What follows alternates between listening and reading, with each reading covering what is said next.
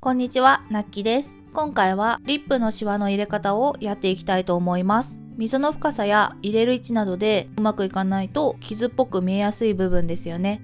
いつも私が削る時に意識しているコツなどをお伝えできたらいいなと思いますので、うまく彫れないなっていうお悩みの方はぜひ最後までお付き合いください。それではやっていきましょう。このビットを使ってルーターで削っていきます。今回入れるシワは真ん中に1本、左右に3本ずつです。位置を見ながら下書きするように薄く溝を作っていきます。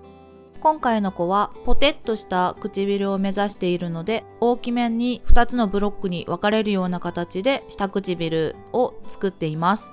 作りたい子の表情や雰囲気によってどんなシワを入れるかを考えてから削り始めるといいかなと思います。その時に参考画像を見つけておくのがおすすめです。しっかりしたイメージが出来上がってから彫り進めると仕上がりに差が出ますので、どうに仕上げたいかは明確にしておいた方がおすすめです。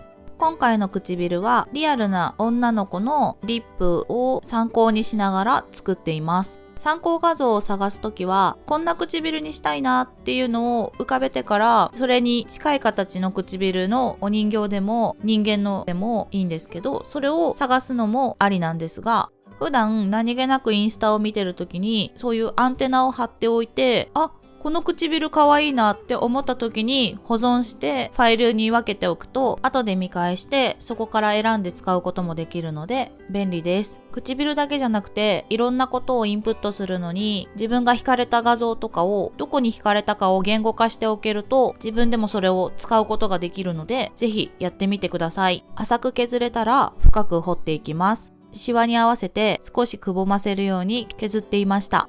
同じようにして左右に3本ずつシワを追加していきます。薄く彫って位置が決まったら深くしていきます。手首は描きやすい弧の向きがあるんですけど、右利きなので左のシワは弧に沿っていて削りやすいんですが、向かって右側は手首が動かしづらい向きなので、シワをうまく入れるのが難しいです。そういう時は手首に合わせてお顔を回転させて角度をかけてあげると削りやすくなります。私は動画を撮るのでお顔をなるべく回したくなくて固定して意地でやってたんですが、かなり大変でした。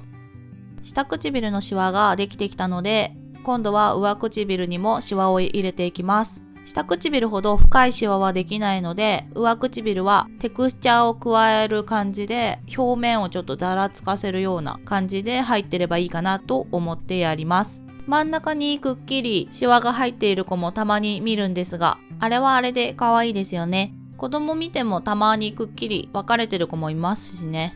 入れたい時は入れていいと思います。デザインナイフに持ち替えます。さっき作ったシワをもう少しシャープにしていきます。上から下まで同じにシャープにするんじゃなく、真ん中ぐらいとかちょっと上寄りの部分をシャープにします。それも作りたい唇にはよるんですが、必要だなと思うところを少しメリハリをつけてあげるとかっこいいシワになるんじゃないかなと思います。シワの形ができてきたのでヤスリをかけていきます。ヤスリがけが綺麗なシワを作るのに重要だと思います。これはスポンジヤスリのウルトラファインかな？ウルトラファインでした。ごくごく細め800から1000です。これで全体を1回ヤスリをかけます。これ以上粗いヤスリをかけるとせっかく彫ったシワがなくなってしまうので注意が必要です。今の段階だとこんな感じです。一本一本のシワをより綺麗にするために磨きをかけていきます。これが多分240ぐらいの目の紙ヤスリでヤスっています。折りたたんでヤスることで紙がしっかりして、でも厚みはそんなに出なくて細い部分を磨くのに使いやすいです。使っている番手は240、400、600、1000で数字が倍以上飛ばないように使っていくといいそうです。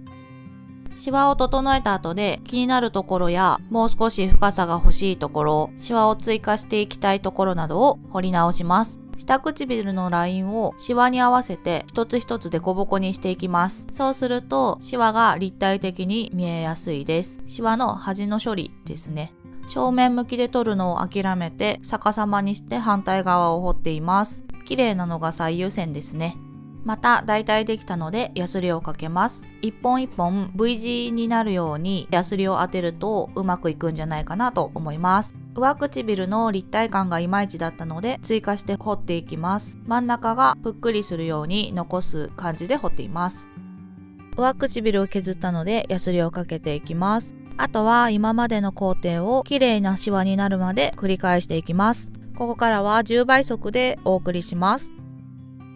シワがだいぶできてきているので、ダイヤモンドビットではなくて滑らかに削れるビットを使っています。やっていることは一緒です。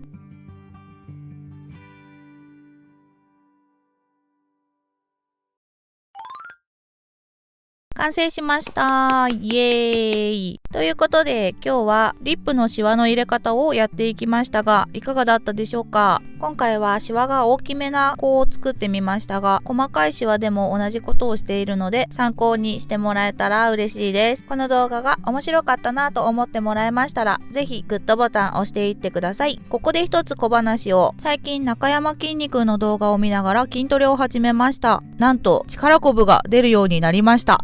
ということで最後までご視聴ありがとうございました。今後もブライスやものづくりに関する動画をアップしていく予定ですので、チャンネル登録お願いします。また次回の動画でお会いしましょう。バイバイ。